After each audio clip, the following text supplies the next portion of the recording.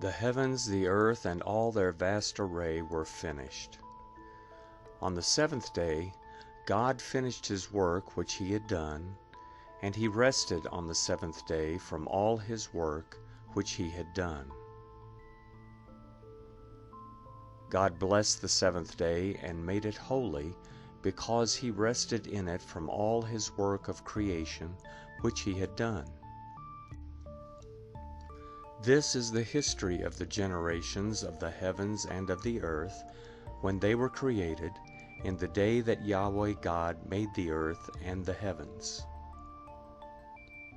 No plant of the field was yet in the earth, and no herb of the field had yet sprung up, for Yahweh God had not caused it to rain on the earth. There was not a man to till the ground, but a mist went up from the earth and watered the whole surface of the ground. Yahweh God formed man from the dust of the ground, and breathed into his nostrils the breath of life, and man became a living soul. Yahweh God planted a garden eastward in Eden, and there he put the man whom he had formed. Out of the ground Yahweh God made every tree to grow that is pleasant to the sight, and good for food, including the tree of life in the middle of the garden, and the tree of the knowledge of good and evil. A river went out of Eden to water the garden, and from there it was parted and became the source of 4 rivers. The name of the first is Pishon.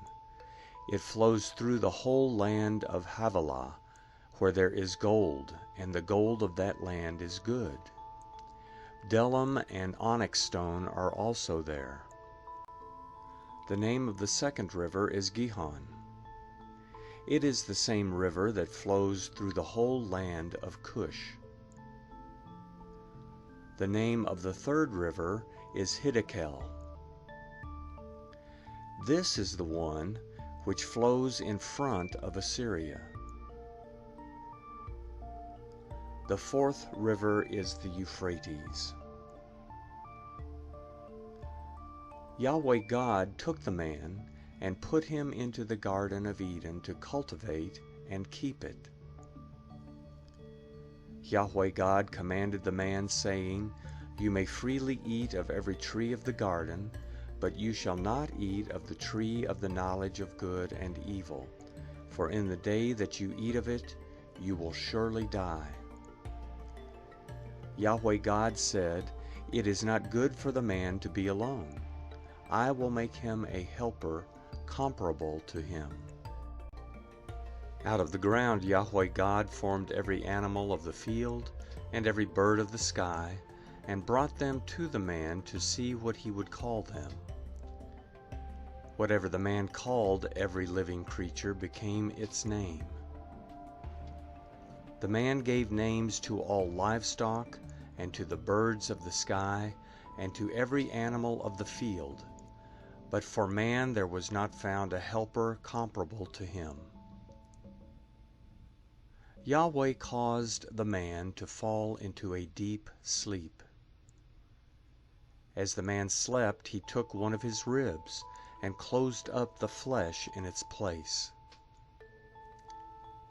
Yahweh God made a woman from the rib which he had taken from the man, and brought her to the man. The man said, "This is now bone of my bones and flesh of my flesh. She will be called woman, because she was taken out of man." Therefore a man will leave his father and his mother, and will join with his wife, and they will be one flesh. The man and his wife were both naked, and they were not ashamed.